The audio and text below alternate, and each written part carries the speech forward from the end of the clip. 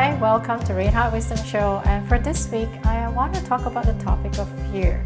I think it's an important topic and sometimes really a misunderstood topic, and so that's why I want to share a little bit about my perspective of fear.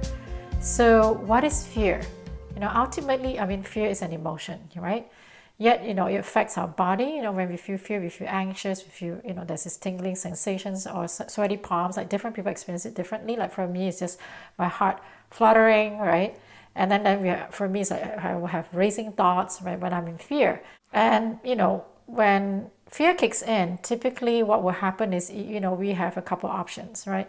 Either we fight, fear comes in, we want to defend, so we fight to make sure that we are safe. Or we flight, we run away to make sure that we are safe.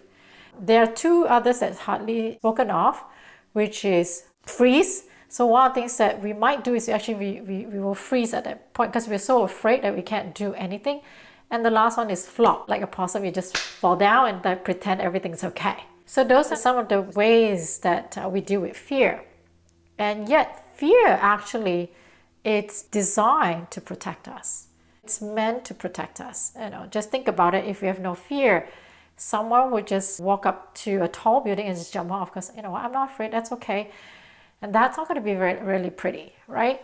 And so fear was designed to protect us.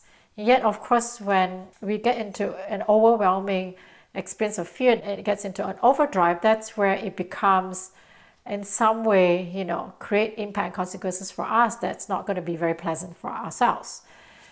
So fear, it's meant to protect us. That's what it is supposed to do. It's only when we feel too overwhelming by that experience, when we started creating this idea that we can't handle it, right? So remember, fear is to protect us and to create safety for us. But however, because it's so overwhelming, sometimes, we have learned that, this is not a very pleasant emotion to feel. Therefore, we want to avoid it or numb it or don't even want to look at it, like deny it sometimes. So what happens when we feel fear? Very often we want to be able to control it, right? Because it can be overwhelming. So we want to control, we want to feel safe because fear somehow feels like it's unsafe. Yes, because that's what its intention is, to tell you, look, this is not safe, right? Yet we all want to feel safe. That's one of our fundamental needs. So therefore, then we want to learn to control it. And that's where protection mechanism comes in, our survival mechanism comes in. We started figuring ways and strategies to protect ourselves.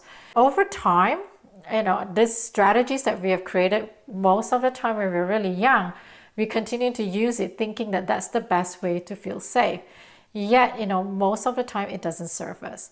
And the way to get through is actually really going back to understanding what the fear is about.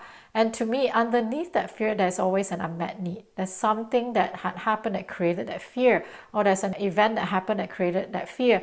And it's about going to that place and healing that. And fear is not going to leave us because it's designed to protect us, right? So it's not about, wishing that fear will go away. It's about, getting to know our fear. In one of my programs, I talk about this, my fear is my teacher.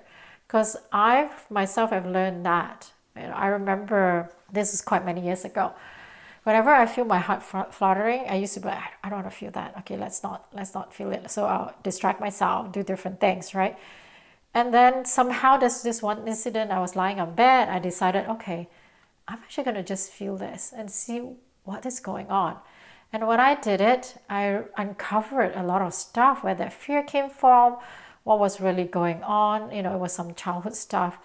And I got to work through it and heal some of those wounds. So, fear is not going to leave us. It's about really getting to know it, right? Getting to, really listening to it. Yes, that feeling, your mind might tell you it's overwhelming because when you first experience it, I imagine, especially as a child, when you experience that emotion, as a child, it can be very overwhelming. So as we continue to grow, we feel like it's too much, right? And so the mind will tell you that.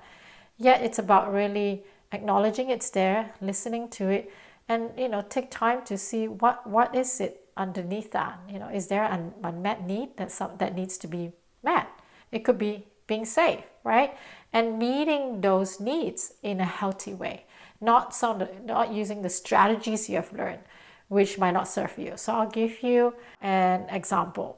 So think about, I like to use the bully example, right? A child growing up being bullied, got hurt, felt pain, of course got scared as well because suddenly this big boy came across and then pushed you down.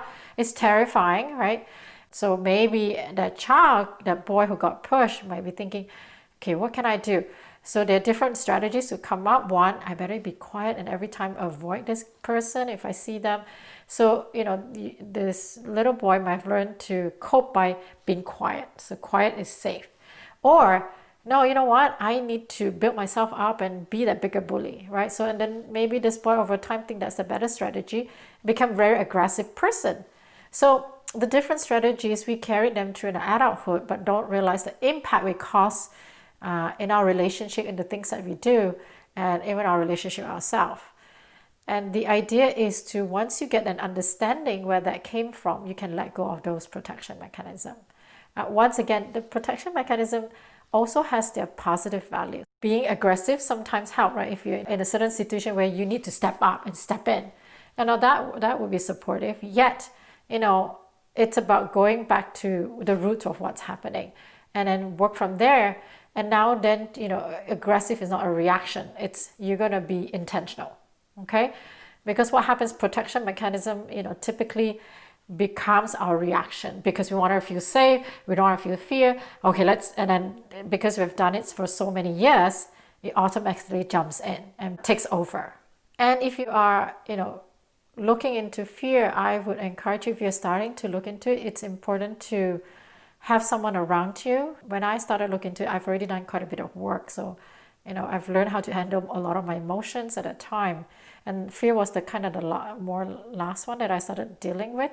And if you're ready to look into fear, the foundation of it still, it's very important to be very compassionate and loving. So when you're addressing love and fear at that time, coming from that space, it's really important. So it's not about judging that emotion or why did that situation happen and blaming and judging and all that. It's about really being compassionate and kind and loving to yourself in that process.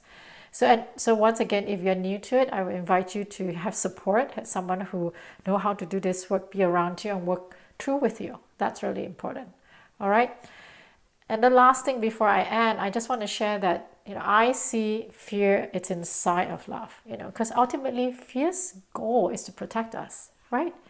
It's just that because when we get into an overdrive, it starts creating reaction and our ways of dealing with things that doesn't serve us. So hopefully what I shared has provided you with some value and some understanding of fear. And I look forward to hearing from you and your comments. Please comment, please subscribe to Reinhardt Wisdom Show. And if you're interested, we also have a Facebook group called the Heart Wisdom Spiritual Group, where I do live sessions every Wednesday at 11 a.m. Eastern Time. Join the group and I look forward to be in conversations with you. Have a blessed day and I look forward to seeing you again.